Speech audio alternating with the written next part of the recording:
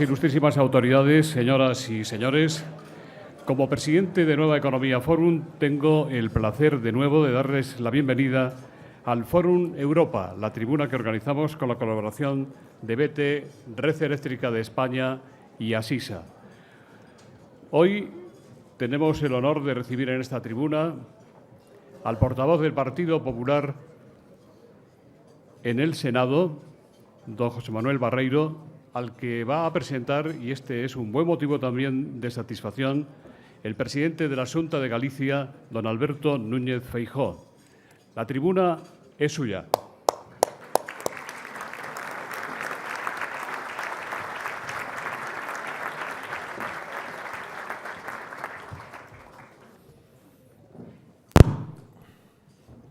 Muy buenos días a todos. Querido senador y portavoz del Grupo José Manuel Barreiro, queridos ministros de Justicia y de Fomento, querida presidenta del Parlamento gallego, querido presidente del Consejo de Estado, autoridades, señoras y señores. No entiendan que es presunción si les digo que puedo ser, o mejor dicho, puedo no ser la persona más inadecuada para presentar al protagonista de este acto. No lo afirmo por mí mismo, desde luego, sino por las muchas circunstancias que me unen con él. Los dos somos gallegos, lo cual imprime carácter en la personalidad de cualquiera. Los dos hemos alternado nuestra actividad política en Galicia y en Madrid. Pero, sobre todo, ambos fuimos primero discípulos y después colaboradores del presidente Fraga. Bajo un aspecto exterior que en ocasiones movía al engaño, el presidente Fraga era un hombre de síntesis. Hay políticos que desunen, que atomizan y que rompen, y otros que aunan, que agrupan y que estructuran. Fraga pertenecía a esta segunda categoría. Unió a Galicia en todos y en torno a los objetivos compartidos, e hizo de los gallegos una familia y los dotó de un orgullo sano y de un orgullo cosmopolita. Unió todavía más a Galicia con España, partiendo de la idea de que lo gallego y lo español son las dos caras de una misma personalidad. Y supo unir también a la organización política que hoy gobierna España, en un momento, probablemente en el momento, y a la organización política que capitaneó también el nuevo rexurdimento galaico. Tanto José Manuel Barreiro como yo fuimos educados, en primer lugar, en el galleguismo abierto. Los dos queremos en nuestra gente y sabemos que Galicia actual es fruto de un legado que se remonta muchos siglos atrás y que es preciso conservar.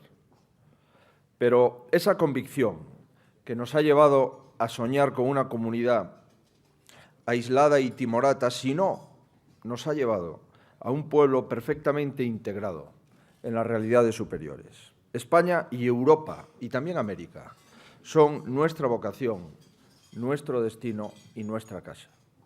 Queremos que lo nuestro sea importante en el mosaico español y europeo. Galleguizar España y Europa es aportarles valores que siempre han sido esenciales en nuestra tierra.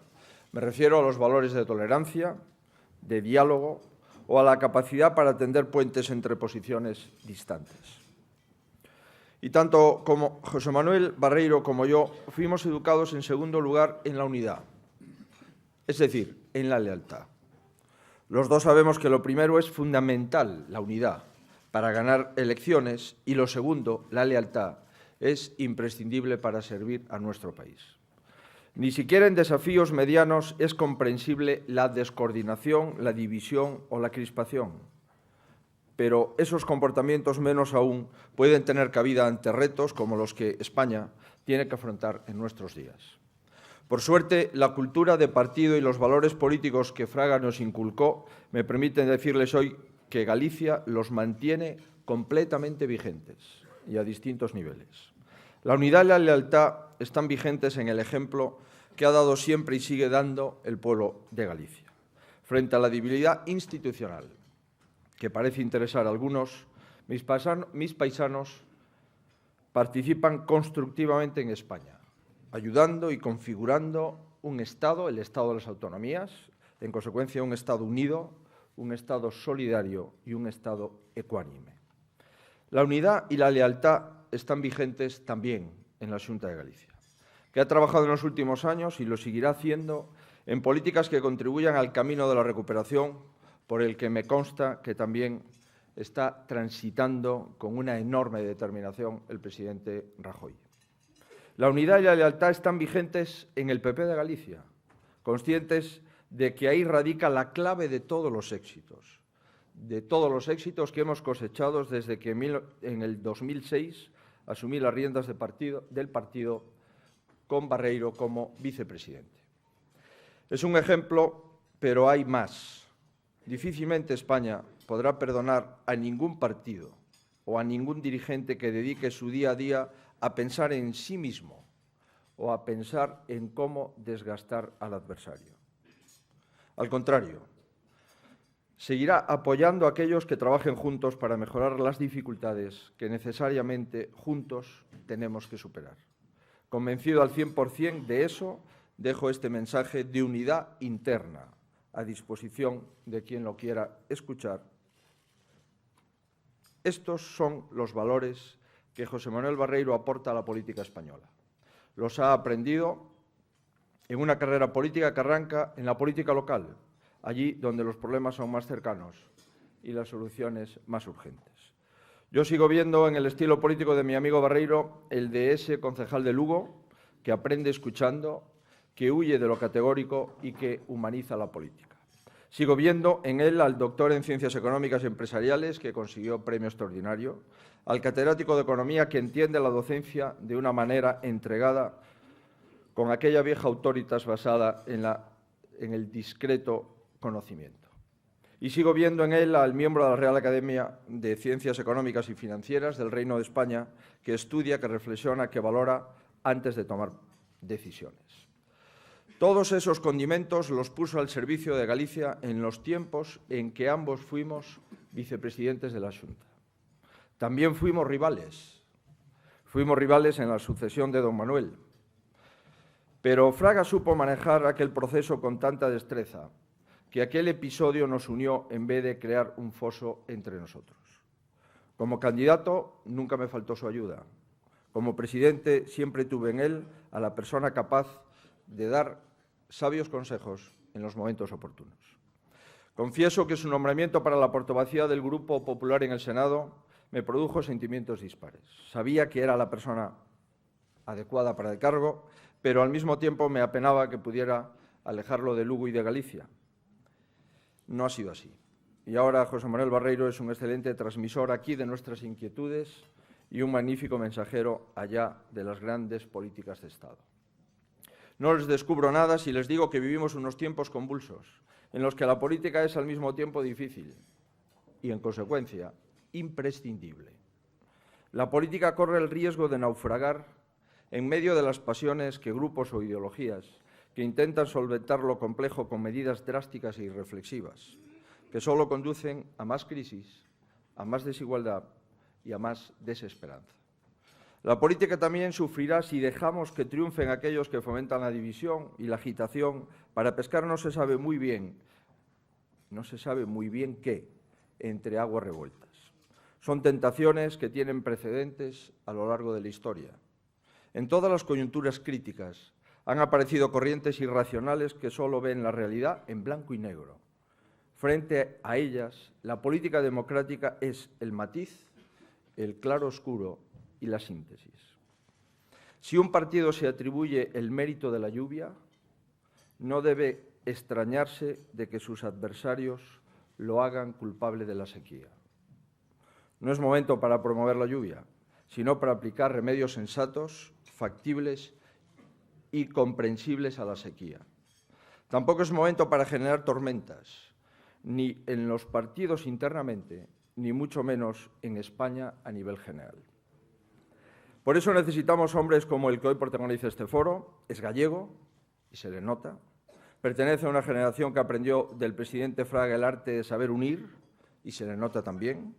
Solo quiero decirles que ha sido y es un honor el haber compartido con él tantos momentos importantes para Galicia y para nuestro partido en Galicia. Y que ojalá sean muchos los que se fijen en su ejemplo. Ese con el que el profesor Barreiro nos enseña que el mejor camino para su partido y para su país es la unidad. Muchas gracias.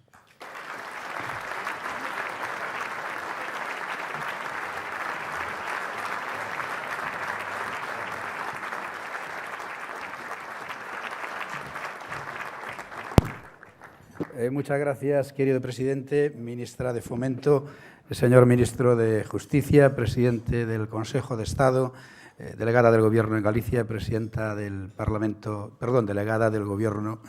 Lo debe ser por la influencia del gallego a la que se refería el presidente de la Xunta, que me disculpe la delegada del Gobierno en Madrid, consellero de Economía, portavoz del Grupo Parlamentario Popular en el Congreso, presidente del Consejo de Estado, secretaria de Estado de Presupuestos, portavoz del Grupo Parlamentario del Partido Nacionalista Vasco en el Senado, secretario general de nuestro grupo, Antolín, secretario de Estado de Relaciones con las Cortes. En definitiva, autoridades, amigas y amigos, muchísimas gracias por estar esta mañana para poder compartir conmigo algunas de las reflexiones que yo creo que son oportunas acerca del momento que vive nuestro país. Y, por lo tanto, también muchísimas gracias a Nueva Economía Foro y a los patrocinadores por darnos esa posibilidad. A mí se me ha encargado que, desde la perspectiva que yo puedo representar, que obviamente es una perspectiva que está, digamos, vinculada a dos cuestiones. Por un lado, el hecho del partido al cual yo pertenezco y el esquema de principios y valores que ese partido representa y debe representar. Y, en segundo lugar, la circunstancia de que yo represento también a un grupo, al Grupo Parlamentario Popular en el Senado, por cierto, el grupo más numeroso que nunca en la historia del Senado ha tenido ningún partido, el Senado que está de actualidad especialmente hoy, y luego tendremos ocasión de hablar sobre esa circunstancia. Y agradezco de manera muy especial la presentación por parte de Alberto Núñez Feijóo. El hecho de la presentación en sí misma y lo que él ha dicho, que como ustedes comprenderán, gran parte de lo que él ha afirmado aquí es fruto más de una relación de amistad, que es cierto que se ha ido consolidando a raíz de la participación en política, que de los méritos que puedan adornar a mi persona.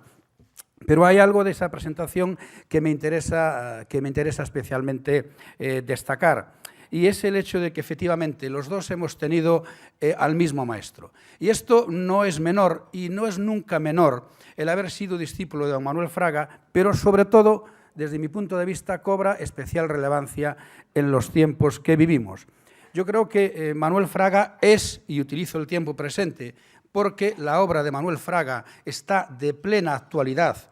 Yo diría que incluso ahora más que nunca, el entender la política como auténtico compromiso social, como auténtica vocación de servicio, el poner por delante los intereses colectivos por encima de intereses personales, incluso de intereses partidistas, lo representa mejor que nadie en la obra y el espíritu y la vocación, en definitiva, política de Manuel Fraga. Por eso entenderán que para mí es un orgullo el poder haber tenido la ocasión de participar en gobiernos dirigidos por él y hacerlo además al lado de la persona que, desde mi punto de vista, hoy mejor representa en Galicia lo que es el espíritu de la política entendida como la entendía don Manuel Fraga, y esa persona, como todos ustedes comprenderán, es Alberto Núñez Feijóo. Pero yo les decía que a mí se me ha pedido que haga reflexiones acerca de lo que el momento que vive España y desde esa perspectiva a la que antes me refería. Bien, yo creo que en estos momentos en nuestro país hay tres cuestiones que de alguna forma delimitan lo que puede ser el debate político o lo que puede ser el momento que vive el país.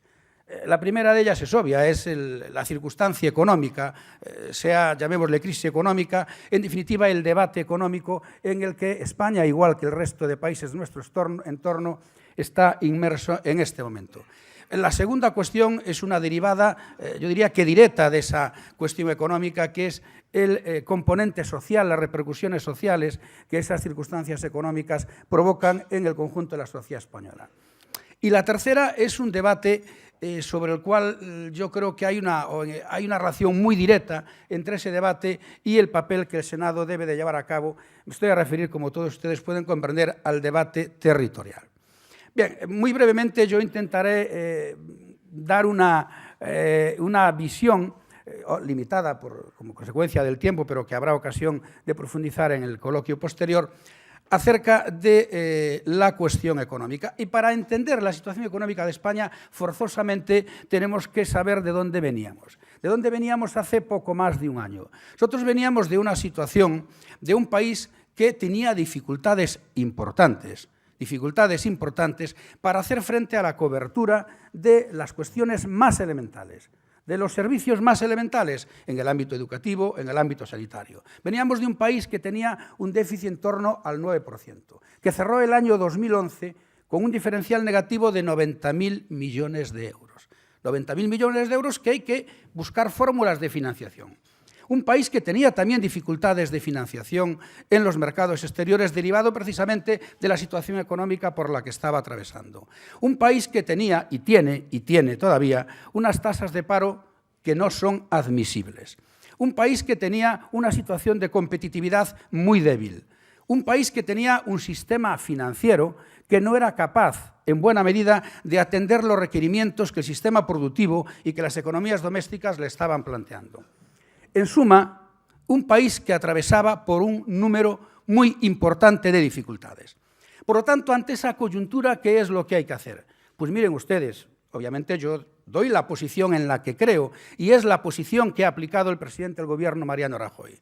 Es que lo primero que tenemos es que cortar la sangría que supone el déficit. Hay que poner un dique que tapone esa herida, porque si no, cualquier otro esfuerzo se va a ver asumido, se va a haber cogido por parte del propio déficit. Por eso, y no por una decisión meramente política, todos los esfuerzos, o una parte importante de los esfuerzos, fueron encaminados a la contención del déficit. Y se ha conseguido tanto en el ámbito autonómico, que se ha rebajado prácticamente a la mitad, como en el ámbito nacional, en donde hemos conseguido rebajar el déficit en 2 puntos. Pero la rebaja del déficit no es una cuestión en sí mismo, no, es una condición necesaria, aunque no sea suficiente, para conseguir el objetivo fundamental, que no es otro que mejorar la competitividad de nuestra economía y, por lo tanto, entrar en una senda de crecimiento que permita la creación de puestos de trabajo, que evite, en primer lugar, la destrucción de puestos de trabajo y que permita, a continuación, la creación de puestos de trabajo.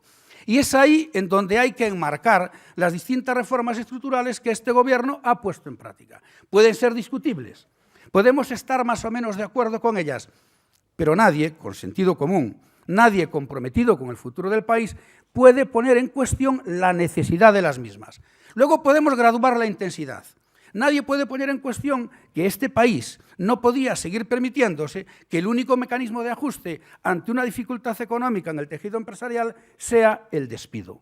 Y, por lo tanto, algo había que hacer. Y lo que había que hacer es la reforma laboral. Y se está demostrando que estábamos acertados, que Mariano Rajoy estaba en lo cierto cuando se aborda la reforma laboral. Aun cuando, y esto es obvio, la repercusión, el efecto inmediato en la creación de puestos de trabajo es lento, pero sí se aprecia un efecto ya directo y claro en evitar la destrucción de puestos de trabajo. Y por eso también teníamos que llevar a cabo una reforma importante en el sistema financiero, porque nosotros necesitamos un sistema financiero que cumpla con su tarea. Y claro, no podíamos seguir admitiendo o manteniéndonos en una posición en donde se buscaban vías alternativas que dieron lugar a lo que dieron lugar para tratar de inyectar liquidez al sistema financiero. Permítame que haga solamente un apunte en este sentido. Hoy en día hay un número importante de ciudadanos españoles que están sufriendo un problema que todos conocemos como el problema de las preferentes o subordinadas. Y no es menos cierto que en el año 2009 se suscriben preferentes fundamentalmente por particulares, porque así se autoriza por parte de quien tenía la capacidad de hacerlo, del orden de 12.000 millones de euros. Yo voy a exponerles lo que creo que ha sido la razón para tomar esa decisión que ahora se ha demostrado claramente equivocada. Primero, no se quería reconocer la situación del sistema financiero y abordar reformas que permitiesen corregirlo. Y se inyecta por una vía que no solo no ha conseguido resolver el problema del sistema financiero, como hemos podido comprobar, sino que ha arruinado a miles y miles de familias. Por lo tanto, creo que con las discrepancias lógicas, legítimas, derivadas de posiciones políticas distintas, nadie puede poner en cuestión que este Gobierno ha acertado en el diagnóstico de la situación y en la puesta en práctica de las medidas necesarias para tratar de corregir esa situación. Y tampoco creo que sea fácilmente, desde el punto de vista de la objetividad, cuestionable el hecho de que esas medidas están dando los resultados que el país necesita. Y esto, de aquí que nadie derive de estas palabras ninguna posición de triunfalismo, ni tan siquiera de un optimismo excesivo, porque estaríamos equivocados. El país sigue teniendo todavía un grave problema que fundamentalmente tiene que ver con el desempleo. Y mientras tengamos cifras como las que tenemos, obviamente no podemos darnos por satisfechos. Pero no es menos cierto que se están apreciando algunos indicadores que ponen de manifiesto que se está avanzando de forma positiva en ese sentido. No solo en la contención del déficit, no solo en apuntalar el sistema financiero y que cumpla su tarea, sino que el sector exterior y todo lo que supone en relación con el sector exterior de recuperación de confianza en el entorno internacional está dando muestras muy significativas y muy importantes. Las exportaciones han crecido prácticamente un 4%. Se ha mejorado el ratio en torno a un 33-34%. Por lo tanto, ¿eso qué quiere decir?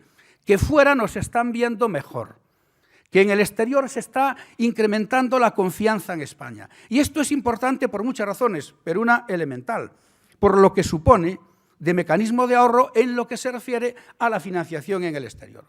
Por lo tanto, primera reflexión. Desde el punto de vista económico, hemos partido de una situación. Esa situación, en buena medida, está encaminada para poder corregirla y pone de manifiesto que hay que seguir precisamente por esta senda de las reformas. Ahora bien, nosotros no estamos aislados, nosotros estamos en un entorno económico que fundamentalmente tiene una referencia inmediata, que es Europa. Y, por lo tanto, difícilmente podemos llevar a cabo actuaciones si Europa no adopta alguna medida. Por eso cobra plena vigencia las palabras del presidente del Gobierno, Mariano Rajoy, cuando decía hace meses y continúa diciendo, primero la constatación de un hecho. Hoy España tiene dificultades de crecimiento y Europa tiene dificultades de crecimiento. En el último trimestre del año pasado hemos visto cómo países importantes han tenido tasas de crecimiento negativo. Esto no está ocurriendo en el resto del mundo. Estados Unidos, a pesar de las dificultades económicas, creció en el 2012 por encima del 2%. Los países emergentes crecen por encima del 5%. ¿Qué quiere decir esto? Que también hay que hacer algo en Europa. Que es necesario seguir avanzando en todos los procesos de unificación en el marco europeo. Fundamentalmente yo creo que en dos, en el ámbito fiscal y en el ámbito bancario. En el ámbito bancario porque en un entorno de ausencia de política monetaria propia, es obvio que el Banco Central Europeo tiene que cumplir una tarea. Tiene que cumplir una tarea no solo en lo que se refiere a generación de liquidez, sino en lo que se refiere a la articulación de esa política monetaria y, por lo tanto, evitar los diferenciales que se están dando en cuanto al tipo de interés. Por lo tanto, por ahí yo creo que tenemos que seguir avanzando. Segunda cuestión que me parece importante en relación con el momento político actual. Las derivadas en el ámbito social de esta circunstancia económica. Nosotros no estaríamos viendo ni viviendo la realidad del país si no fuésemos conscientes de que la propia situación y las medidas adoptadas pues están provocando sufrimiento, están provocando una crisis social importante y están provocando reacciones por parte del conjunto de la sociedad española. Y eso tenemos que entenderlo y tenemos que atenderlo.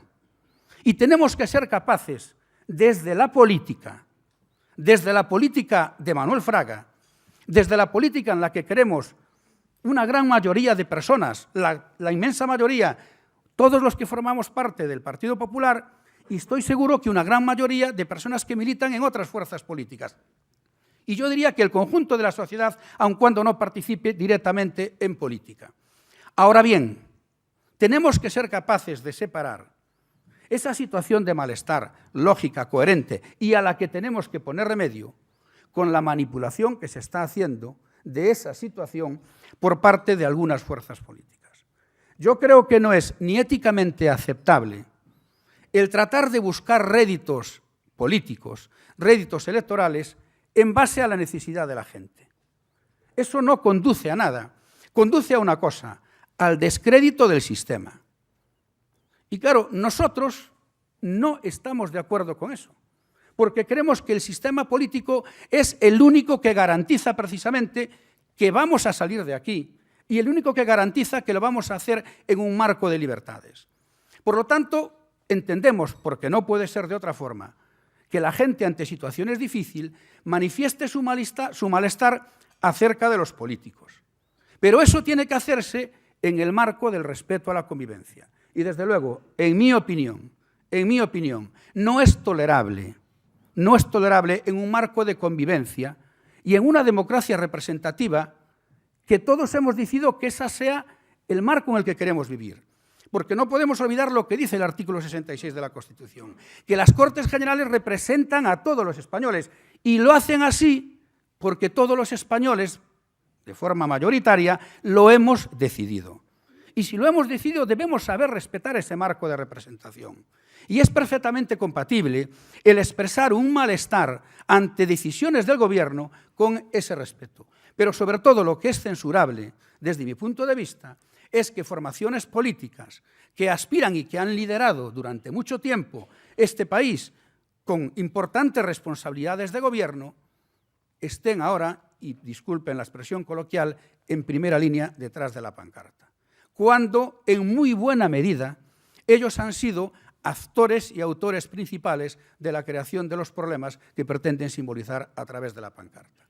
Por lo tanto, yo creo que eso tenemos que corregirlo. Es decir, aquí nadie mantiene que el sistema tenga que permanecer inamovible. No. Yo creo que tenemos que hacer ajustes, que tenemos que ser conscientes de esa situación a la que antes me refería. Pero el corregir, el abordar reformas, no quiere decir que nos planteemos que desaparezca el sistema. Y ahí tenemos que tener cuidado en no sobrepasar esa línea roja que yo creo que se llama simplemente sentido común, que se llama simplemente compromiso con el país y que se llama simplemente lealtad con el conjunto de la población española. Y la tercera reflexión, que desde mi punto de vista tiene que ver en estos momentos, y la dejo para el final, no por una cuestión de importancia o no, sino porque creo que es lo que me va a permitir enlazar luego con el papel de la institución que yo represento en este momento, que es el Grupo Parlamentario Popular en el Senado y el papel del Senado. Decía que la tercera cuestión es el llamado debate territorial. No podemos tampoco negarlo, que efectivamente en estos momentos hay comunidades autónomas en donde se ha abierto un debate que algunos podemos calificarlo de soberanista, de rupturista, en definitiva, de tratar de poner de manifiesto que fuera de España iríamos mejor. Y eso, primero, yo no lo comparto, y en segundo lugar, no es verdad. No es verdad. También es cierto que ya en el año 32 Ortega decía, cuando hablaba del problema territorial, del debate territorial, que en aquel entonces se daba ya, fundamentalmente centrado también en aquel entonces en Cataluña, que esto era un problema perpetuo, creo que decía él, y que iba a existir mientras España subsistiera. Bueno, yo no quiero ser tan drástico en el análisis, y por supuesto, obviamente, yo no puedo ponerme al nivel de Ortega, pero yo creo que no es así. Yo creo que este problema existe mientras haya gente que tenga interés que existe. Y por eso decía que no estaba de acuerdo con el fondo principal del asunto. Y el mejor ejemplo es Alberto Núñez Feijóo. Y el mejor ejemplo es el proyecto de Fraga Iribarne. Miren ustedes, y disculpen esta referencia localista, los gallegos nos sentimos tremendamente gallegos. Los gallegos nos sentimos tremendamente orgullosos de tener una lengua propia y queremos defender esa lengua. Los gallegos también nos sentimos tremendamente orgullosos de nuestra historia, de nuestra tradición, en definitiva de todo aquello que representa la defensa de nuestras señales de identidad. Pero los gallegos, y no porque seamos más inteligentes que los demás, que no lo somos, pero los gallegos ya llegamos hace tiempo al convencimiento con Manuel Fraga, de que ese no es el camino. Es decir, de que nosotros podemos defender todo eso. Lo hemos hecho, lo seguimos haciendo, y eso es perfectamente compatible con el hecho de que desde Galicia participemos en la construcción de este gran país que se llama España. Y a través de la construcción de este gran país que se llama España, participar en la construcción del conjunto europeo. Por lo tanto, una cosa no está reñida con la otra.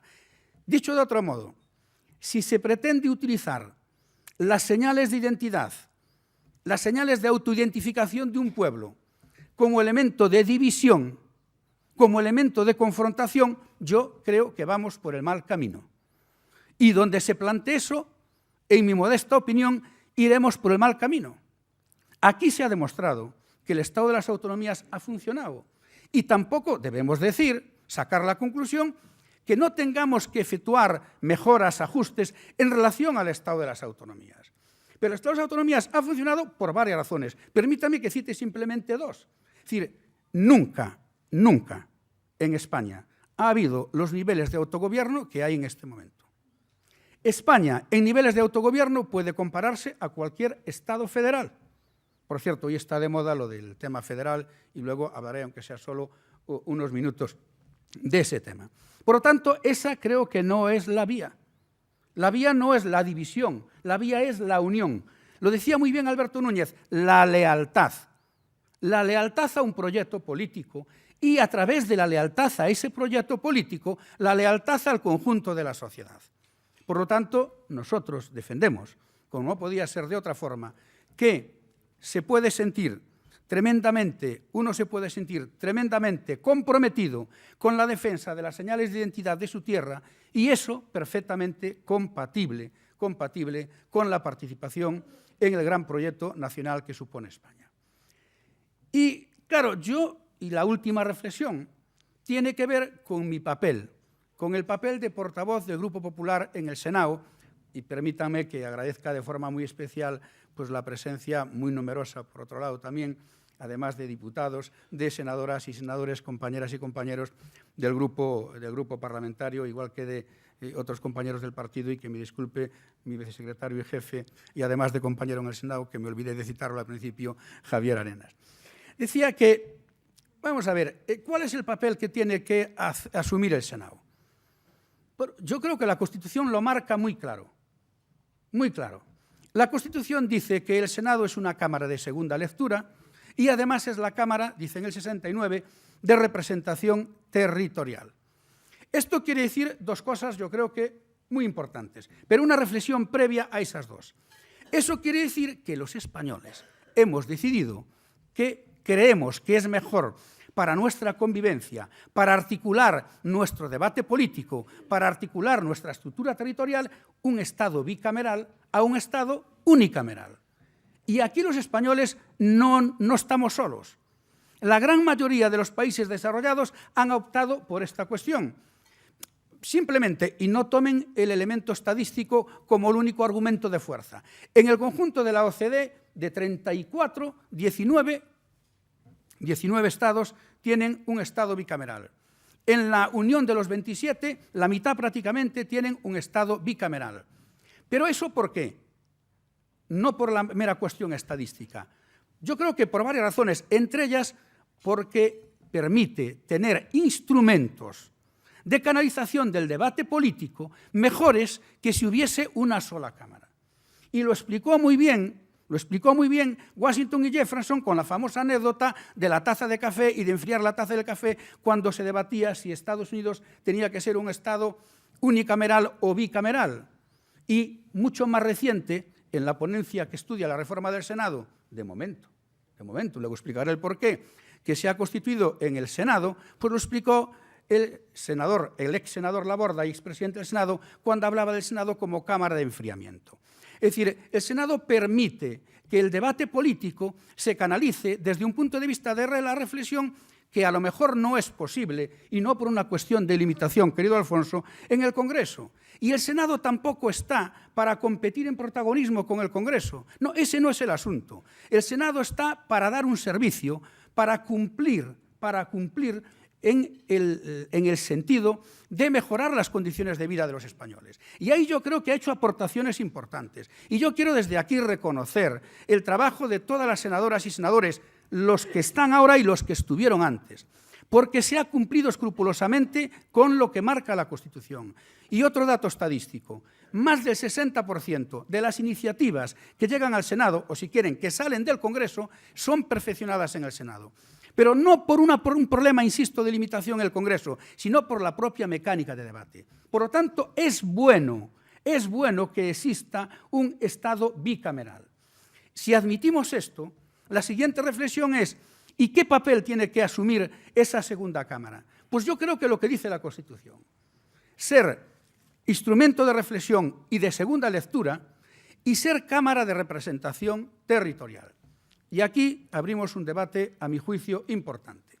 Primero, porque la Constitución en el año 78 crea el Estado de las autonomías, pero es obvio que no lo desarrolla. Y por lo tanto, y ahí tenemos que asumir una parte de crítica, no se ha avanzado en ese terreno.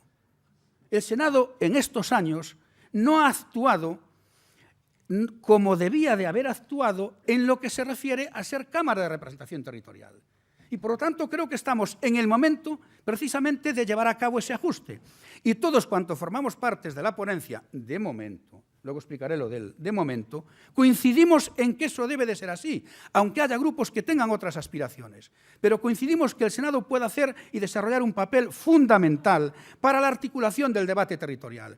Y entenderán ustedes que en un Estado con 17 autonomías es imprescindible el tener una institución que articule ese debate. Y esa institución no hay que inventarla. El señor Rubalcaba parece que va a inventar una hoy. Nos la presenta hoy. No hay que inventarla, está inventada.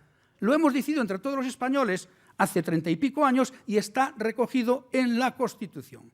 Habrá que hacer, obviamente, los ajustes necesarios derivados de ese desfase temporal. Y yo creo que en ese sentido también sería bueno que pasemos al coloquio, como me recuerdan, y lo cumplo ahora. Digo que también sería bueno que en algunas de las iniciativas que fruto de ese carácter territorial se transforme en Cámara de primera lectura. Como suelo ser una persona cumplidora, obediente y disciplinada, como aquí se dijo, van a permitirme que una vez más le reitere el agradecimiento por haber estado aquí y simplemente, si de lo que he dicho, seguramente de una forma un tanto apresurada, por estas cuestiones del tiempo y por la incapacidad de quien les habla, he conseguido trasladar alguna reflexión acerca del momento que vivimos, un momento, por cierto, ilusionante. Y este país tiene un futuro, y por ese futuro es por el que estamos aquí, y por ese futuro es por el que muchas personas, entre las que me incluyo, nos dedicamos a la política. Si hemos conseguido eso, creo que yo al menos me doy por satisfecho y le reitero una vez más el que hayan estado aquí. Muchísimas gracias.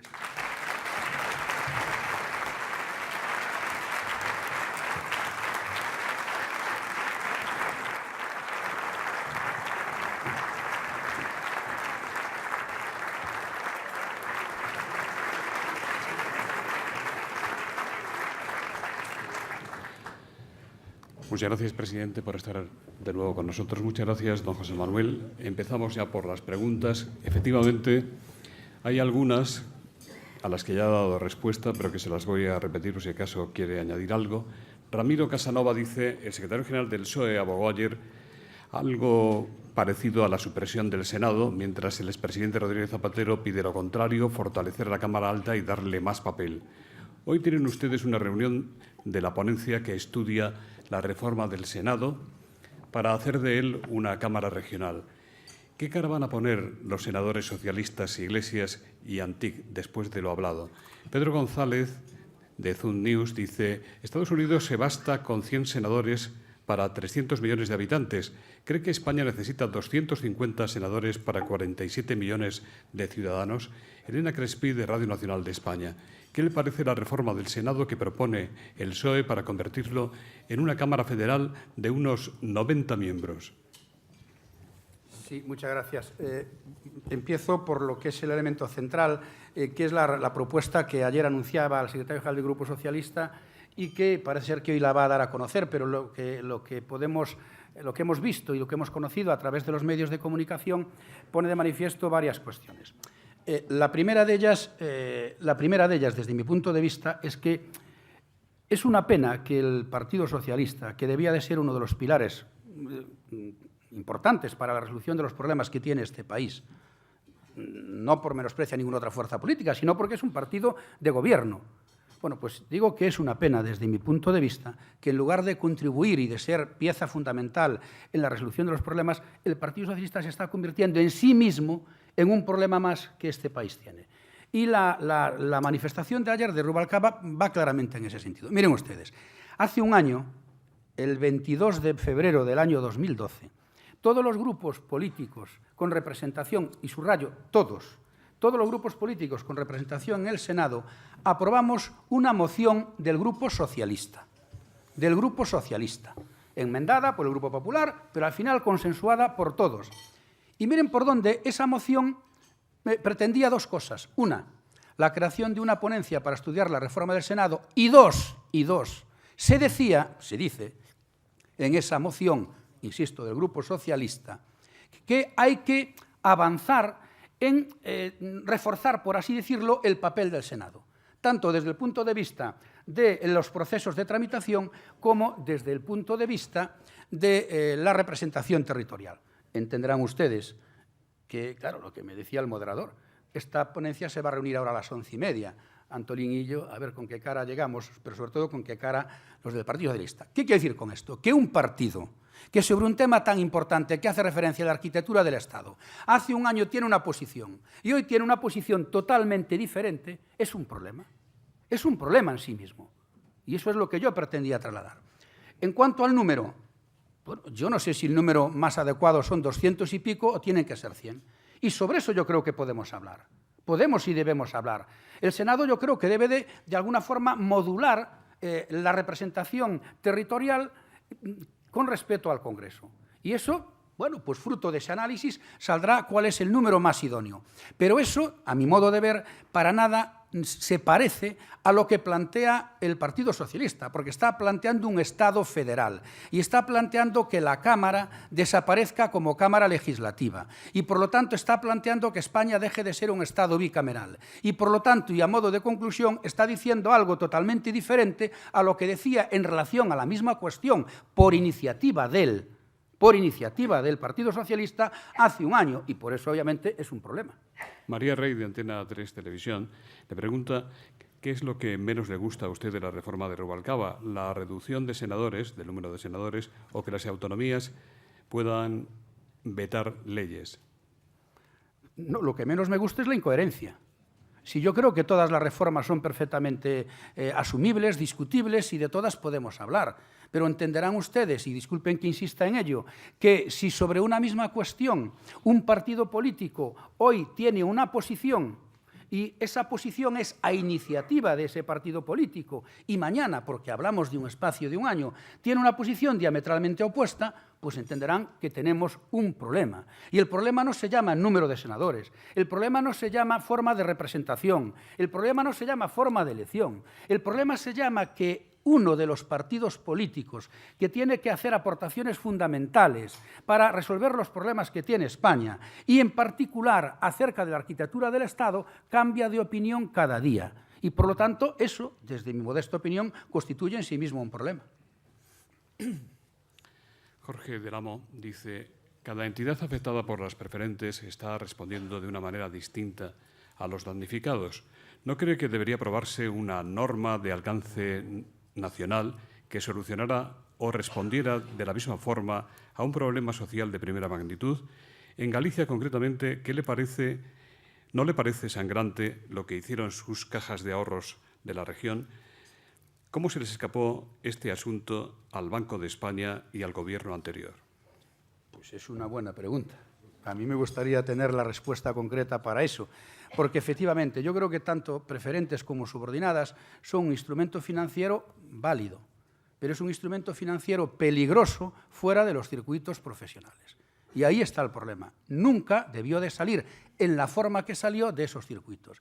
Yo tengo carnet de conducir y conduzco habitualmente, pero si ustedes me ponen un Fórmula 1, seguramente no seré capaz de pilotar ese coche. Y aquí ha pasado, y disculpen la comparación, ha ocurrido algo muy parecido a esto que acabo de decir aquí. No se ha visto el problema y se ha generado. Por eso yo citaba la cifra del 2009. En el 2009 hay una afluencia masiva de suscriptores privados para comprar preferentes, del orden, insisto, de casi 11.600, 11.700 millones de euros. Entonces, ¿por qué se ha dado eso? Yo tengo mi interpretación, que es la que les he trasladado acerca de la situación del sistema financiero. En segundo lugar, y esto me parece muy importante, no se trata de mirar siempre hacia atrás, pero claro, la perspectiva histórica ayuda a entender el presente y sobre todo ayuda a tomar posiciones de cara al futuro. Este problema se ha creado por lo que se ha creado y lo ha creado quien lo ha creado. Por lo tanto, en este momento, el único gobierno que ha puesto encima de la mesa una iniciativa para resolver el problema de las preferentes ha sido el gobierno que preside Mariano Rajoy, con actuaciones y decisiones muy concretas. Y en el caso particular de Galicia, ha sido la primera comunidad autónoma en donde se ha utilizado la fórmula del arbitraje con una fórmula válida y que se ha demostrado efectiva para tratar de resolver esa cuestión. Y tenemos que caminar en esa dirección. Y tendríamos que caminar en la dirección de que todos los afectados por preferentes puedan percibir el 100% de lo que han suscrito en relación a ese instrumento. Pero no es menos cierto que no el 100% de los que han suscrito son, digamos, algunos de ellos, por decirlo de otra forma, son inversores profesionales. Por lo tanto, conscientes del riesgo que implica el producto. En consecuencia, dentro de la salvaguarda del sistema financiero, porque nos afecta a todos, creo que tenemos que avanzar en esa dirección. De momento, vuelvo a repetir, solo ha habido un gobierno que, ante un problema que no ha creado, ha puesto soluciones al mismo. Luis Antúnez, ¿cree usted que el presidente de Nova Galicia Banco, el señor Castellano, acabará encontrando accionistas o inversores extranjeros de modo que se pueda evitar la fusión forzosa con otras cajas nacionalizadas? ¿Cree que esa es la única forma de preservar una entidad con cierta galleguidad una vez que el Banco Gallego haya caído en manos del Sabadell y antes el Pastor en manos del Popular? Bueno, yo creo que es bueno que haya un componente de galleguidad en lo que es la estructura y el cuerpo directivo de la entidad financiera a la que usted se refiere. Y creo que el Gobierno de Núñez Feijóo ha hecho mucho en ese sentido. Por cierto, cuando los que ahora dicen lo que dicen, como decimos en Galicia, ponían paus na roda, entorpecían el proceso. Y aquí hay un espectador y agente principal, y está también sentada allí otra persona que tuvo mucho que ver en ese asunto. Punto número 2.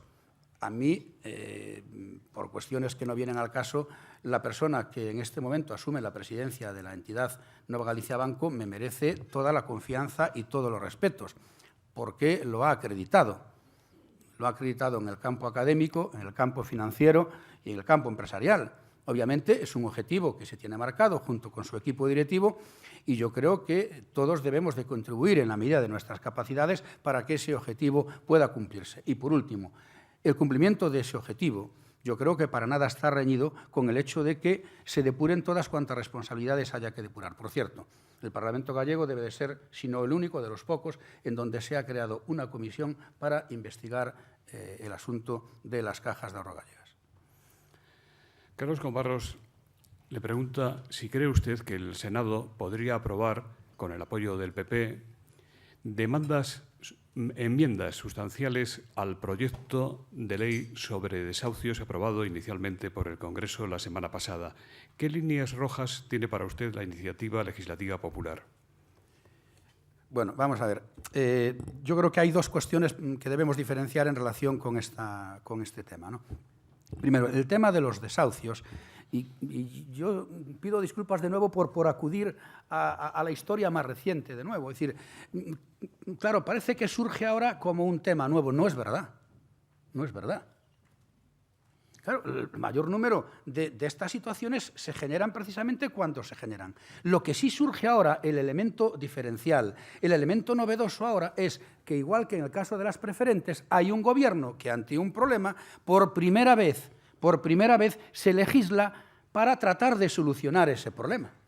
Esto es lo que realmente tenemos ahí. Pero claro, tenemos que legislar siendo también respetuosos con el papel que representa el sistema financiero. Por eso hay determinadas líneas que obviamente yo creo que es difícil que se puedan atravesar, pero no lo creo yo, no lo creo yo. En el año 2007, doña Carmen Chacón, que era ministra de Vivienda socialista en aquel entonces, decía literalmente, septiembre del 2007, tenemos que agilizar y acelerar los desahucios. Y unos años después, el señor Zapatero también ponía en cuestión que había que tener cierta cautela en relación a los desahucios y su implicación en el sistema financiero. Se estaba refiriendo fundamentalmente al uso de la dación en pago de una forma totalmente generalizada. Por lo tanto, somos perfectamente conocedores de que hay muchas familias que están atravesando por un problema fundamental que supone la pérdida de su vivienda y tenemos que dar respuesta a eso. Y la iniciativa del Gobierno va precisamente en esa dirección, cuando hasta ahora en este país no había ninguna legislación en ese terreno. Luis Salas dice, a usted no le gustan nada los escraches, pero ha moderado de cierta forma los términos de la condena hecha por la secretaria general del Partido Popular, señora Cospedal, quien calificó estas protestas de nazis. ¿Qué fuerzas políticas cree usted que están impulsando o propiciando los escraches? Usted se ha apuntado hacia un cargo del BNG en relación con un escrache ante la sede del Partido Popular en Lugo promovida por preferentistas. Pero, ¿quiénes cree que alientan los escraches en Madrid y otros lugares? ¿El PSOE, Izquierda Unida, Bildu, su entorno? Bueno, es que yo creo que los escraches no deben de gustarle a nadie que tenga respeto a la convivencia. Y yo tengo el máximo respeto a la convivencia. Y los escraches, las manifestaciones de rechazo hacia una acción de gobierno son perfectamente legítimas, yo lo comentaba hace un momento. Lo que no es legítimo es que eso atente a la convivencia pacífica y, por lo tanto, hay fórmulas más que suficientes para que eso sea así. Segundo, a mí tampoco me parece que sea acertado, al contrario, me parece que es pasar una línea roja, que pretendamos sustituir el debate en las instituciones de representación que el artículo de la 66 de la Constitución permite, no que permite, sino que lo posibilita en base a lo que hemos dicho los españoles, y que eso lo sustituyamos por el debate en la calle. Yo creo que son dos cosas totalmente diferentes. Las instituciones están para discutir lo que los españoles nos han encomendado, y eso no podemos saltarlo. Y eso no tiene nada que ver con que aquellas personas, aquellos colectivos que entiendan que quieren expresar su malestar, así lo hagan. Punto tercero. Es obvio que hay fuerzas políticas detrás de esto, pero esto no es una opinión. Esto es un hecho objetivo porque ellas lo dicen. Yo he visto manifestaciones del Partido Socialista en relación con este sentido que creo que no ofrecen ningún tipo de duda. Y el caso particular al que se hacía referencia en relación a la sede del Partido Popular en Lugo es que es también otra obviedad. Es que el otro día hubo una concentración delante de nuestra sede de 40 50 personas para expresar su posición, su malestar por el tema de los desahucios, y había una persona que les organizaba. Yo entiendo que organizar a alguien es decirle, colóquese usted aquí, colóquese usted allí, póngase esta camiseta, diga esto, diga aquello. Y la persona que hacía esa labor, función directora, era el responsable del bloque nacionalista galego en la provincia de Lugo. Por lo tanto, esto no es una opinión, esto es la constatación de un hecho objetivo. Carlos Novoa, el Partido Socialista y el BNG siguen de cerca y vigilan el desarrollo de las obras para la llegada de la alta velocidad a Galicia y, en concreto, a Orense. ¿Están justificados los retrasos? Hombre, yo creo que lo que se ha conseguido en relación con la llegada del AVE a Galicia se ha conseguido a raíz de asumir la responsabilidad en el Ministerio de Fomento por parte de doña Ana Pastor, es que tengamos garantía de que en Galicia vamos a tener AVE. Es decir, en Galicia, hasta ese momento, teníamos muchas promesas de AVE. Teníamos muchos papeles en relación con el AVE, pero proveito pouco. Y, por lo tanto, claro, los gallegos, que somos gente trabajadora como el resto del país y gente pragmática, queremos provecho. Y ahora, es que no hay duda porque está licitado ahí. Y claro, esta ministra lo que se ha heredado en relación con el AVE también es un volumen muy considerable de deudas. Y claro, ¿aquí de qué se trata? De que llegue el AVE a Galicia y de que se pague el AVE. Porque claro, si no al final, pues estamos creando un problema muy añadido. Alicia Robles dice, ¿podría explicarnos por qué sospecha usted que el PSOE está detrás de la publicación de las antiguas fotos en las que el presidente Feijóo aparece con don Marcial Dorado? ¿Cree que esas fotos, que fueron requisadas en un registro policial del domicilio del señor Dorado, fueron facilitadas oficiosamente por policías al PSOE y después filtradas a un periódico afín?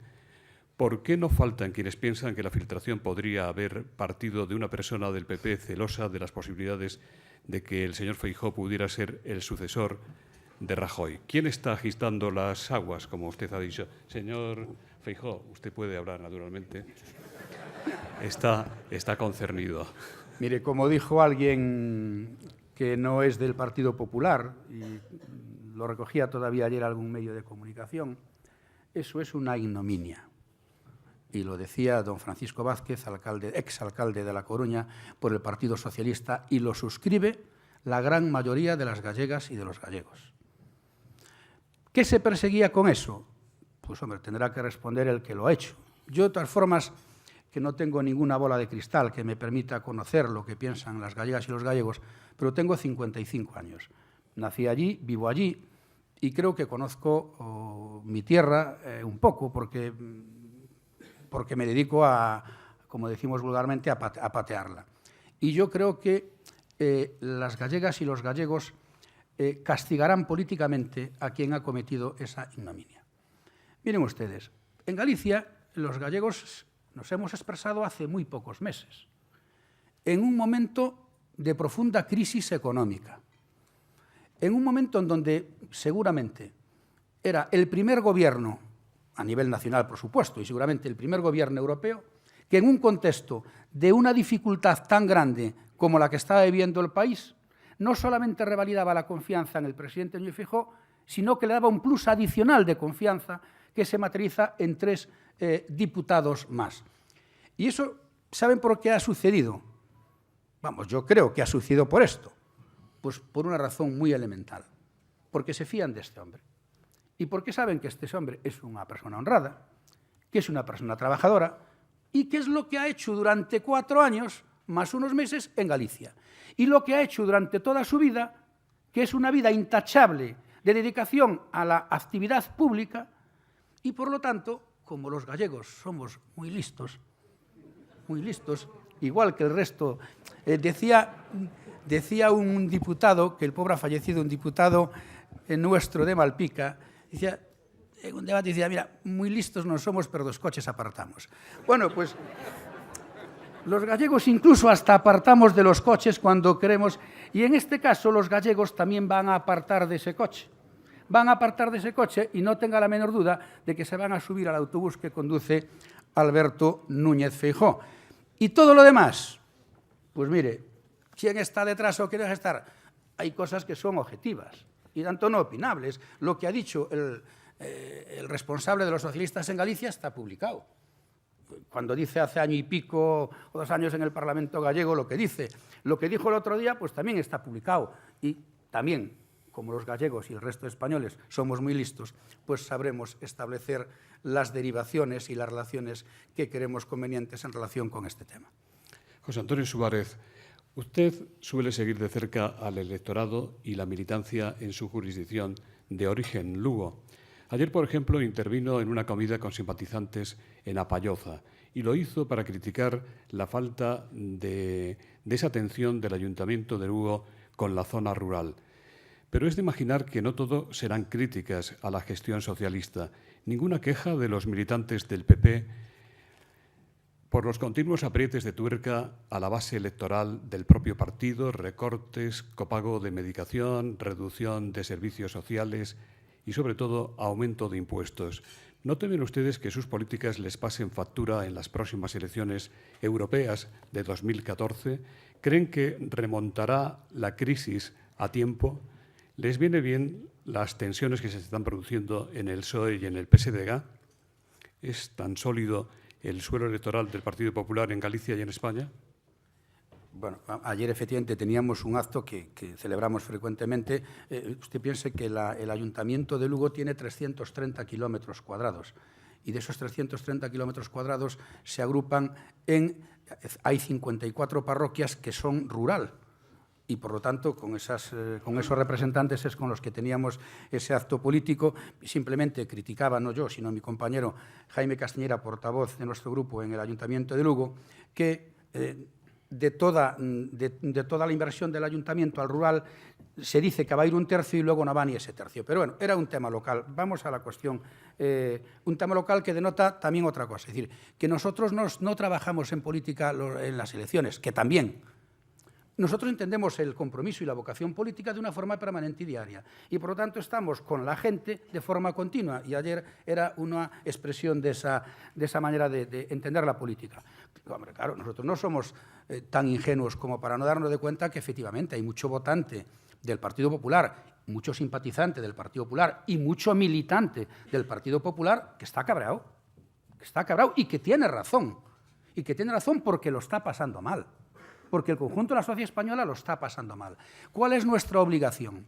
Explicarle el porqué de ese sacrificio y explicarle el para qué sirve ese sacrificio. Y hay que decirle, porque es verdad, que ese sacrificio no es en balde, sino que sirve precisamente para garantizar el sostenimiento de los principales servicios públicos, porque queremos seguir teniendo la mejor sanidad del mundo, porque queremos tener una buena educación, porque queremos tener buenas infraestructuras. Claro, y todo eso, en un momento de dificultad económica como el actual, implica una serie de ajustes. Y eso los políticos no solo debemos de salir a la calle cuando nos dicen que todo va muy bien, tenemos que salir también y especialmente ahora, cuando las cosas no van tan bien y para explicar lo que está pasando y lo que estamos haciendo. Y le digo más, yo creo que desde el Partido Popular, los que estamos haciendo política, podemos y debemos ir a la calle con la cabeza muy, muy alta de nuestra herencia política, del proyecto político que representa Manuel Fraga, del proyecto político que representa Mariano Rajoy y defenderlo con total y absoluta claridad. Y la gente, si se le explican las cosas, yo creo que las entiende. Por lo tanto, no es confianza ciega, no. Es sencillamente que queremos estar con la gente, hablar con la gente y explicar por qué hacemos las cosas. Y cuando tenemos que rectificar, también lo explicamos. Y esto, estarán de acuerdo conmigo, que no era una fórmula muy frecuente de actuar en los tiempos recientes pasados en política aquí en España. Constantino Moreno, por lo que usted sabe, y sabe mucho, ¿qué grado de preocupación existe en el Partido Popular y en sus bases por la situación que vive la familia real? ¿Temen ustedes que la Audiencia Provincial de Mallorca apruebe la imputación de la infanta? ¿No sería peor que doña Cristina quedara inmune o impune como si disfrutara de un privilegio que no le reconoce nuestra Constitución? Yo creo que en España, afortunadamente, la gran mayoría de los españoles reconocemos lo que significó, lo que significa y lo que significará en el futuro la corona. Este país no sería lo que es hoy sin el papel de la corona y, en particular, de quien ostenta la máxima representación, el rey don Juan Carlos. Por eso yo también, cuando hablaba de esas líneas rojas, tenemos que tener cuidado, tenemos que tener sumo cuidado en que a veces el hecho de que tengamos que abordar ajustes, reformas, actualizaciones en relación con las instituciones, para nada debe de llevarnos a poner en peligro esas instituciones. Y desde mi punto de vista, la institución de la monarquía es un pilar fundamental para la convivencia pacífica y para el desarrollo y la mejora de la calidad de vida en este país. Las dos últimas cuestiones. Luis Losada dice, algunos varones del Partido Popular critican la pasividad de Mariano Rajoy. ¿Comparte usted esta crítica? ¿No cree que existe un cierto tancredismo? Y Carmela Díaz, ¿qué legitimidad tiene un gobierno que incumple su programa electoral? Bueno, empezando por el principio, yo entendería que la crítica fuese al revés, ¿no?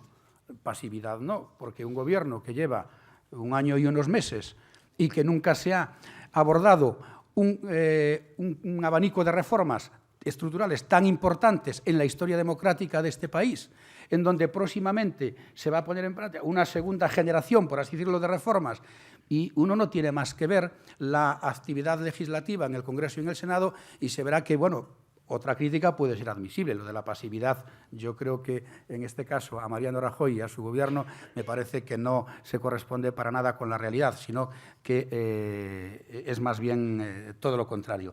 Disculpe que no recuerdo la segunda. Bueno, ya las había archivado. Sí, el incumplimiento programático. Es cierto que nosotros nos hemos presentado a las elecciones con un programa y es cierto que algunas de las cuestiones que figuraban en ese programa no se han podido cumplir. Pero tampoco es menos cierto que hemos explicado por qué. Permítame que les ponga un ejemplo. En el debate de investidura, y yo tuve el gran honor de poder estar allí al lado de Fernando Alonso, perdón, oye, disculpa, Alfonso, disculpa lo de... Es por lo de ayer, que me quedó mal sabor de boca con lo de Fernando Alonso de ayer. Decía que había tenido la ocasión de estar con Alfonso Alonso allí. Y hay un gesto que a mí me llamó mucho la atención. Y es que cuando el presidente del Gobierno, en aquel momento candidato a la presidencia, Mariano Rajoy, exponía su programa, cuando llegó al tema del déficit, él insistió en varias ocasiones que si el contexto del déficit era el que nos decían que era, el 6%, actuaríamos en una determinada dirección. Y, como dice Mariano Rajoy, yo estaba allí y lo vi, que la vicepresidenta en aquel entonces económica del Gobierno socialista, la señora Salgado, asentía. Es decir, en el último día, con perdón, no nos estaban diciendo la verdad, porque estaba diciendo que sí, que iba a ser el 6%. Yo no puedo creerme que la vicepresidenta económica del Gobierno a esas alturas no supiese que el déficit no iba a ser el 6%. Luego, ¿qué ocurrió? Pues que no fue el 6%, fue prácticamente el 9%. Y yo lo decía hace un momento, y eso supone 90.000 millones de euros. 90.000 millones de euros que hay que sacar de algún sitio porque hay que sostener los servicios públicos, hay que financiarlos. Y, por lo tanto, ¿eso qué ha provocado? Pues mire usted, que haya habido que poner en práctica subidas de impuesto que no contemplábamos en el programa. Y lo hemos dicho. Y que haya habido o que haya sido necesario poner en práctica determinados ajustes que tampoco estaban previstos. Y lo hemos dicho. Por eso, en política, yo creo que es fundamental dar la cara, explicar las cosas. Y cuando se explican las cosas, a veces la gente se cabrea, pero al final acaba entendiéndolo. ¿Por qué? Porque ve que ese político es leal con el país. Y esto es de lo que se trata. Muchas gracias. El doctor José Manuel Pérez, delegado de Asisa en Galicia, va a despedir el acto en nombre de las entidades que hacen posible este acto y todos los del Fórum Europa, Red Eléctrica de España, BTE y Asisa. Sí, gracias. Muy brevemente, en nombre de Asisa quiero agradecer al portavoz del Grupo Popular en el Senado, don José Manuel Barreiro, su presencia en este prestigioso foro, donde ha tenido además a un presentador de auténtico lujo, en el presidente de la Xunta de Galicia, don Alberto Núñez Feijóo.